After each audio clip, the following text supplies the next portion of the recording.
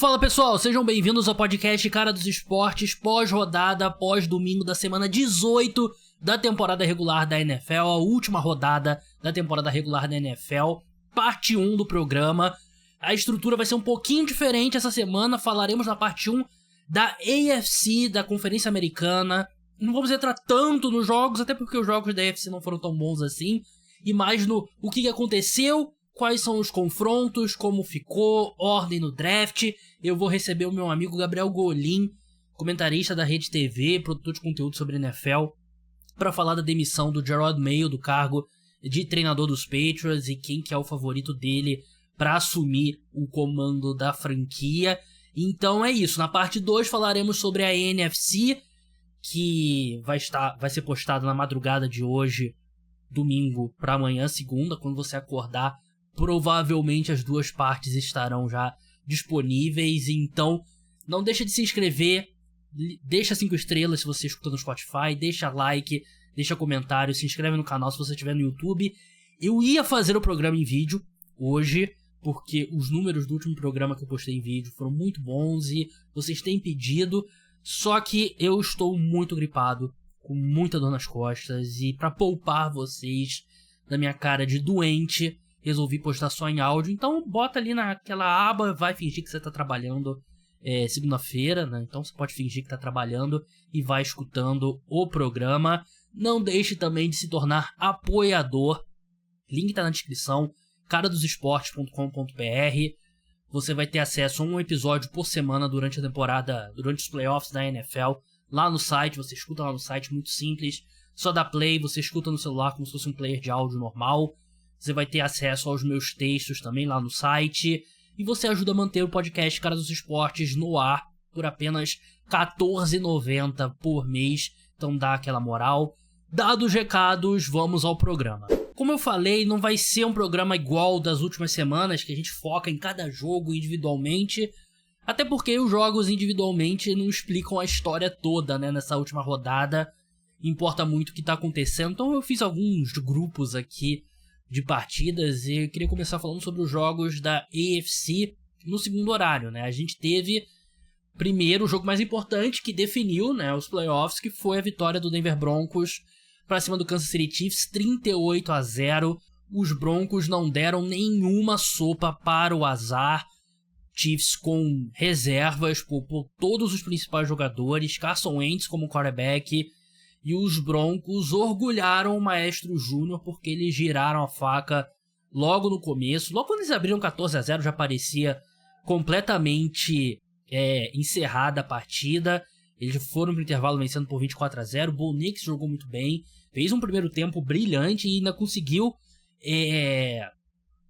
os bônus do contrato para o Courtland Sutton, né? O bônus, né? Ele precisava de mais 82 jardas para alcançar um bônus de $2 milhões no contrato dele, e ele logo conseguiu esse bônus. E os Broncos dependiam apenas deles, né? Vencendo o jogo, eles estariam nos playoffs, e eles conseguiram, né? O Cincinnati Bengals venceu o jogo contra o Pittsburgh Steelers, o Miami Dolphins perdeu para o New York Jets. Então se os Broncos tivessem perdido, a gente teria Cincinnati Bengals e Joe Burrow nos playoffs, e acabou que não foi o que aconteceu. E não me venham com essa história de que os Chiefs botaram reservas pra garantir que vai ser o Broncos e não os Bengals. Eles têm medo do Joe Burrow e dos Bengals. Claro que não.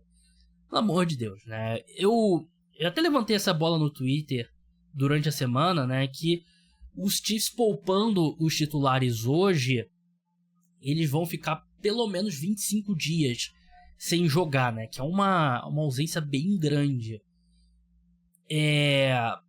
Eu acho que é um pouco mais do que eu me sinto confortável, mas ao mesmo tempo, acho que você ter esse descanso traz mais lados positivos do que ferrugem, esse tipo de coisa. Isso não me preocupa do lado do Kansas City Chiefs, ainda mais que é um time muito experiente, então acho que vai ser mais positivo do que negativo, né? E do lado do Denver Broncos, a equipe terminou jogando muito bem, uma temporada impressionante, não tinha muita gente colocando o Denver Broncos indo aos playoffs. E eles conseguiram fazer isso com basicamente 90 milhões de dólares da folha salarial ainda atrelados ao Russell Wilson, né, que é inacreditável. Então, grande trabalho do Sean Payton, grande ano de calor do Bo Nix. Eu não imaginava que o Bo Nix ia jogar nesse nível. E a gente vai falar dos confrontos mais pra frente aqui. Primeiro, falar dos jogos que definiram os confrontos. Falar de alguns jogos que não definiram confrontos, mas definiram a ordem do draft. E aí a gente fala também sobre a situação dos Patriots.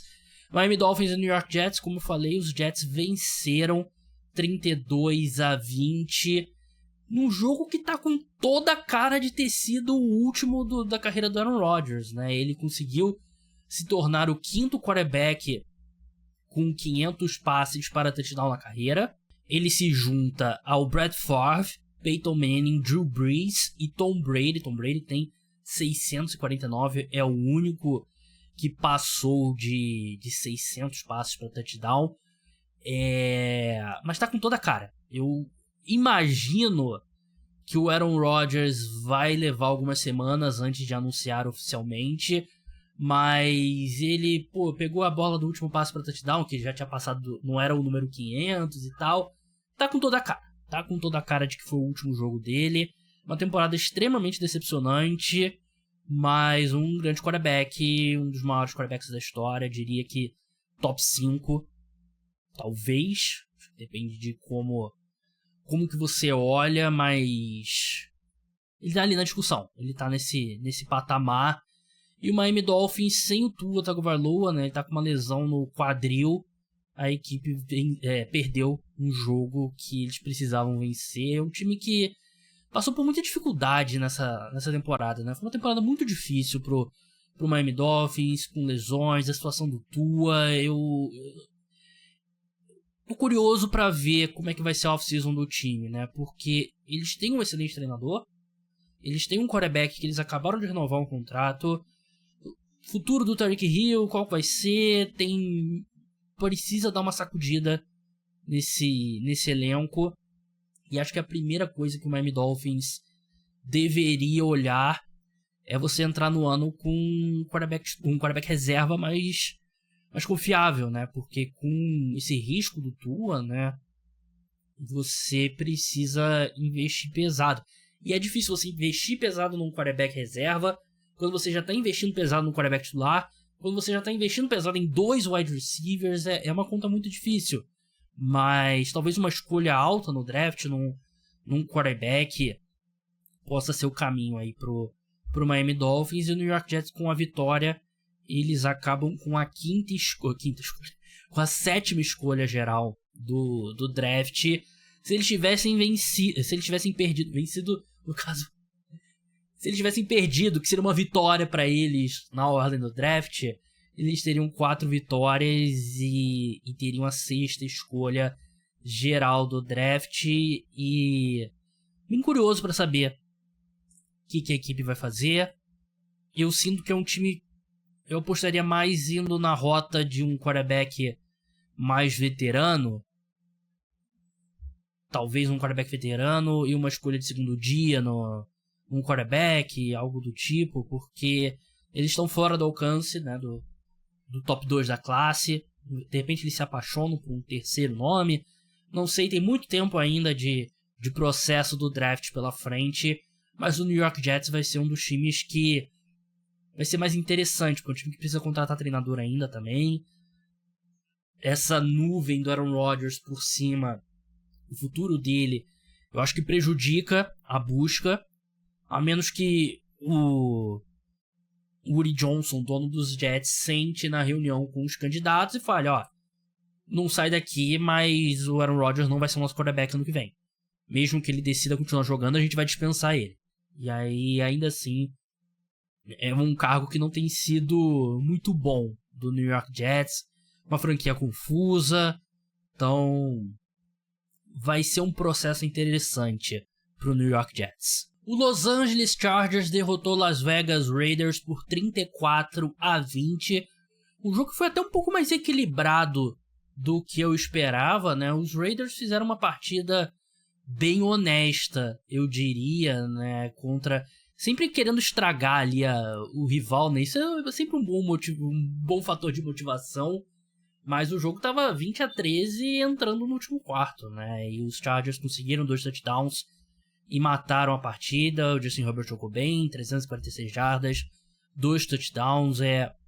Acho que a reconstrução desse Chargers tá um passo à frente do que a gente imaginava, né? Eu não esperava que eles seriam competitivos assim, de vencer 11 jogos já no primeiro ano do Jim Harbaugh, mas foi o que aconteceu, né? Então, acho que é meio que bônus o que acontecer para os Chargers daqui para frente. Ainda precisa reforçar o elenco, precisa continuar a reformulação da defesa, mas acho que é um primeiro ano muito positivo. E do lado dos Raiders, a notícia nesse domingo à noite, né, é que a tendência é que o Antonio Pierce fique no cargo de treinador dos Raiders, o que na minha opinião é um erro. Eu acho que foi uma decisão errada ter efetivado ele no cargo, mas não parece que os Raiders vão sair, né, vão admitir o erro depois de uma temporada apenas, né, e assim, próximo podcast, né, podcast de terça para quarta, exclusivo para apoiadores, a gente vai falar se tiver outras demissões e tal, mas nesse momento não parece que o Antonio Pierce será demitido. O que nos leva aos jogos do sábado, né? Depois a gente vai falar sobre os confrontos dos playoffs. O Baltimore Ravens atropelou o Cleveland Browns 35-10. A gente viu Bailey Zappi, Dorian Thompson-Robinson, mas não importou, os Ravens venceram com tranquilidade. Na minha opinião, se eu tivesse direito a um voto, e participarei da votação do Pro Football BR, um convite do meu amigo Henrique Bulho. Já adianto, eu vou votar no Lamar Jackson. Ele, para MVP no caso. Para mim, ele é o MVP. Eu entendo quem vota no Josh Allen. Não acho necessariamente um grande erro, mas para mim a escolha certa é o Lamar, porque eu acho que muito do Josh Allen MVP é pela narrativa por ele não ter vencido. O Lamar venceu na última temporada e decepcionou nos playoffs. Então deixa um gosto ruim na boca. Mas o único critério aqui pra mim é quem foi o jogador mais valioso nessa temporada regular. E na minha opinião, a resposta dessa pergunta é o Lamar Jackson. Então eu tenho o Lamar Jackson número 1 e tenho o Josh Allen número 2. Teria o Joe Burrow número 3... provavelmente o Patrick Mahomes na posição 4. E eu acho que eu iria de Sam Darnold na quinta colocação. Acho que seria meu top 5 nesse momento. Teria que pensar um pouquinho mais, mas o top 3 é esse. Lamar Jackson, Josh Allen e Joe Burrow nessa ordem. Eu acho que o Lamar, não que ele precisasse, mas ele, na minha opinião, solidificou o caso dele para MVP com um bom jogo. Ele não fez um grande jogo em termos de passes completados, né? Só completou 16 de 32. Tiveram muitos drops. Teve a lesão do Zay Flowers, que é um problema. E parece que não é tão séria assim. Mas os Ravens venceram com tranquilidade. Para mim, o Lamar merece o terceiro MVP da carreira. Quanto ao Bengals e Steelers, os Bengals começaram muito bem o jogo, mas a defesa dos Steelers apareceu, né, na segunda etapa, principalmente, do segundo quarto em diante, e conseguiu segurar, né, algo que ninguém conseguia fazer contra esse ataque do Cincinnati Bengals. Só que a questão é que o ataque dos Steelers também caiu muito de rendimento no último mês, né, e contra essa fraca defesa do Cincinnati Bengals, não conseguiu fazer muita coisa, o que é uma grande decepção. Os Steelers tiveram a chance ali de fazer uma campanha para virar o jogo no final, né? Mas o Russell Wilson sofre um sec horroroso que obriga o time a chutar um field goal de 54 jardas. E é a história do Russell Wilson, né? O Russell Wilson foi um grande quarterback, Hall of Famer, um dos melhores quarterbacks da década de 2010, mas aceita uns sacks horrorosos. E foi o que ele fez nesse sábado e tirou a chance dos Steelers vencerem esse jogo, que nos leva aos confrontos dos playoffs, porque se os Steelers tivessem vencido essa partida, eles teriam a seed número 5.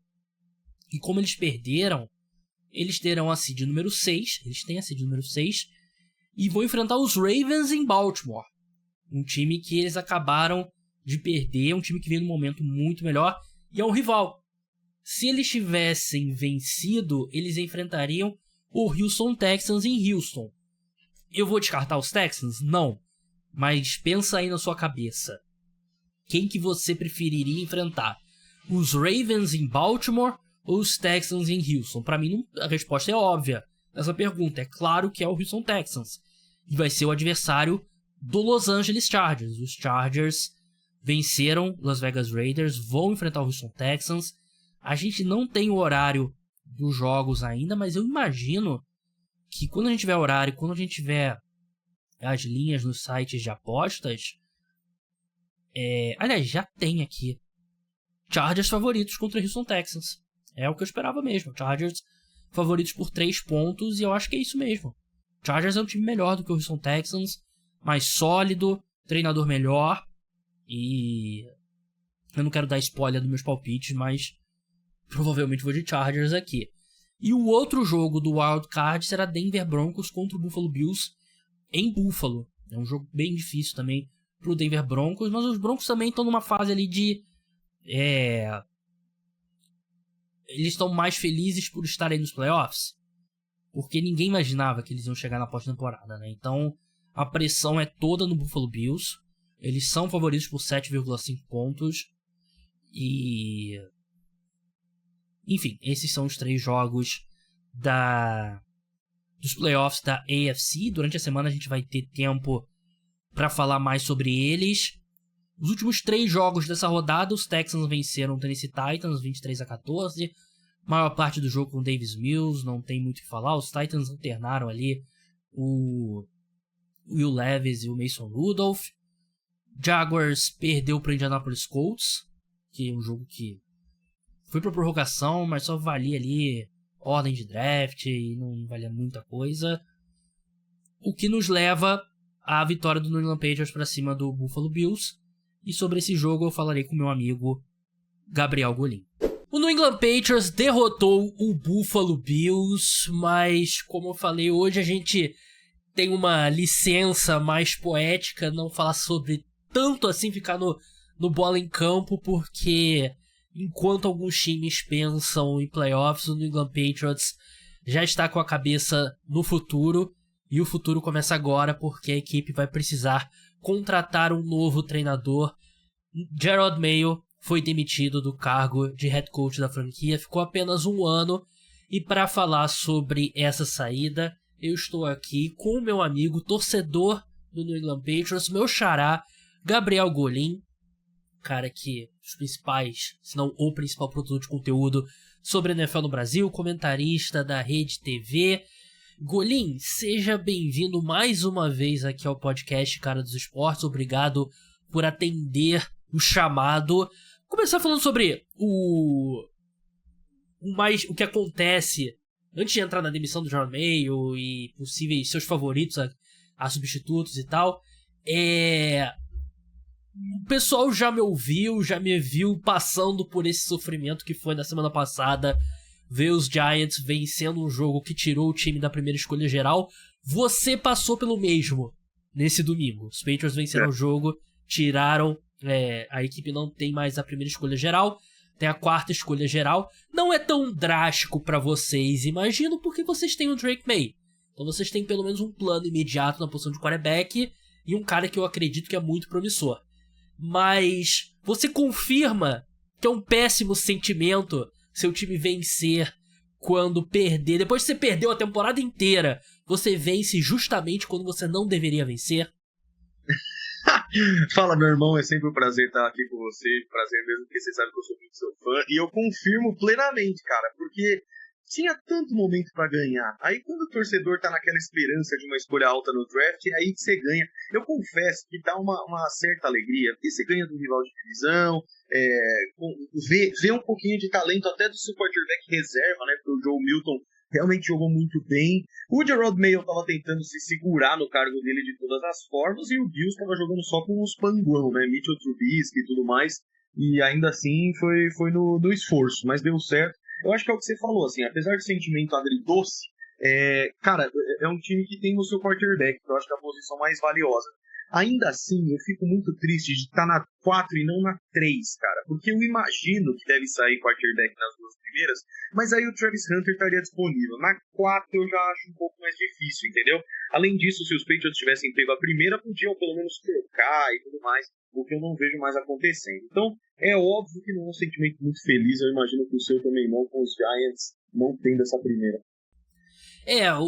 Pros Patriots era mais uma coisa de ter a primeira escolha, e imagino que o plano A seria comercializar. Exatamente, né? Algum time desesperado por um quarterback, como o meu New York Giants, e você recebeu um baita retorno, né? Como o Chicago Bears recebeu dos Panthers em 2022, né? E agora na quarta escolha é mais improvável. Então a equipe ainda vai estar numa boa posição ali para selecionar. Provavelmente vai ser o segundo melhor não quarterback, né? Ou vai ser o segundo não quarterback, não necessariamente o segundo melhor, né? Mas porque é uma classe, nesse momento, desenha-se como de 2 quarterbacks, Shedeur Sanders e Denzel Ward. Os Giants... Cam Ward. Eu falei o quê? Denzel Ward. Denzel Ward é o quarterback do Cleveland Browns. Se desenha como uma classe de 2 quarterbacks, aí na escolha número 3, os Giants, a gente se ferrou, né? Porque Titans e Browns vão selecionar quarterbacks. Mas enfim, essa derrota pelo menos serviu pra demissão do Jerod Mayo, né? Que todo torcedor dos Patriots já vem pedindo há algum tempo. Eu sei que você segue nessa linha também, Golim. E foi um completo desastre esse ano dele, né? Eu acho que você não quer... Se tornou mais frequente, né? Esse tipo de demissão. Mas ao mesmo tempo, pra mim, acompanhando de longe, você tem uma visão de acompanhar mais de perto, né? Por ser o seu time. Pra mim foi um desastre completo que era insustentável manter pra 2025. Ele constantemente dando entrevistas ali, meio que culpando todo mundo, menos ele mesmo. Era uma situação insustentável, né? Com certeza, cara. Eu tenho duas opiniões um pouco contraditórias. A primeira é que eu não acho que deve se demitir técnico depois de só um ano. Porque é uma coisa que demora um pouquinho, ainda mais num time que estava realmente no buraco, como é o caso dos Patriots, quarterback novo e tal. Eu uso de exemplo o Dan Campbell no primeiro ano nos Lions, teve 3 vitórias. Mas ele não é nem de longe o Dan Campbell nos Lions, e é por isso que a minha outra opinião é que eu queria que ele fosse demitido sim, porque ficou insustentável. Eu torci muito, cara. É um cara que eu admirava muito como jogador, admirei muito o trabalho que ele teve junto com o Bill Belichick, gostei de algumas coisas que ele fez, uma pequena cultura que ele tentou implementar, e que na verdade o que a gente vê como saldo final é que o que era ruim piorou e o que era bom ficou muito ruim. É o caso da defesa, por exemplo. A defesa dos Patriots era praticamente a mesma. Eu sei que teve algumas lesões, mas ainda assim ela piorou muito. E isso é uma decepção muito grande, além do que você falou, que ele precisa de um media training para ontem, né? Era quase semanal ele fazendo uma declaração horrível, e aí depois pedindo desculpa, ou não, porque eu não sei o que é pior, e ficando nessa. Então, eu só duvidava, cara. De verdade, eu duvidava que isso fosse acontecer, porque era uma escolha meio... escolhido a dedo pelo Robert Kraft. Mas o Robert Kraft, eu gostei muito dessa carta que ele fez, carta ao torcedor desiludido, que ele fez agora há pouco, pedindo até desculpa, assim, tipo, mandei mal, meu objetivo é que o time dos Patriots seja muito competitivo, seja um time vencedor, só que agora, eu acho que a gente vai caminhar para isso agora, eu acho que ele já tem algo em mente para ter feito isso antes da Black Monday, para ter feito isso depois de uma vitória. A última vez que isso aconteceu foi com o Love Smith lá nos Texans, a situação era muito parecida, né? Ganhou o último jogo, tirou o time da primeira pick e aí foi demitido, né? Mas o futuro até que foi meio brilhante para os Texans. Então, foi muito rápido. Eu não imaginava ser tão rápido assim. A situação do Love Smith, a diferença também é que eles não tinham o CJ Stroud ainda, né? E os Patriots têm o Drake May, que eu acho que muda tudo. Eu concordo com você que eu não achava. Eu tava muito em dúvida, mas eu não achava que ele ia ser demitido justamente por conta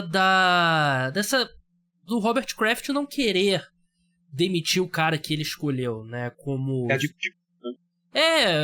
meio ali de teimosia, né, e a gente sabe que o Robert Kraft, ele vem travando uma batalha, eu digo, na opinião pública, para receber mais créditos pela dinastia dos Patriots, né, e essa batalha contra o Bill Belichick, né, e assumir que o primeiro técnico que ele contrata depois do Bill Belichick é um desastre completo. Eu tenho certeza que não é algo que ele queria, mas assim, eu não acho um absurdo ele ter sido contratado, o Jerod Mayo, mas a minha opinião na época que ele foi contratado era que se você ia seguir em frente, você ia encerrar a era Bill Belichick, fazia sentido você dar aquele famoso giro de 180 graus, dar aquela guinada, aquela mudança e trazer alguém diferente, com ideias diferentes, e eu sinto que isso é um erro você ter tentado manter essa árvore Bill Belichick. E se tem uma coisa que a gente sabe também, né, Golim, é que todo assistente do New England Patriots que tenta ali meio que seguir os passos do Bill Belichick, fora da NFL, fora dos Patriots, e nesse caso agora dentro dos Patriots, fracassam, né? Tem alguma coisa sobre o trabalho do Bill Belichick que só funciona com um cara, com o Bill Belichick. Então, em retrospecto, teria sido muito melhor pra franquia ter rompido totalmente, trazer alguém de fora, o que nos leva a candidatos possíveis.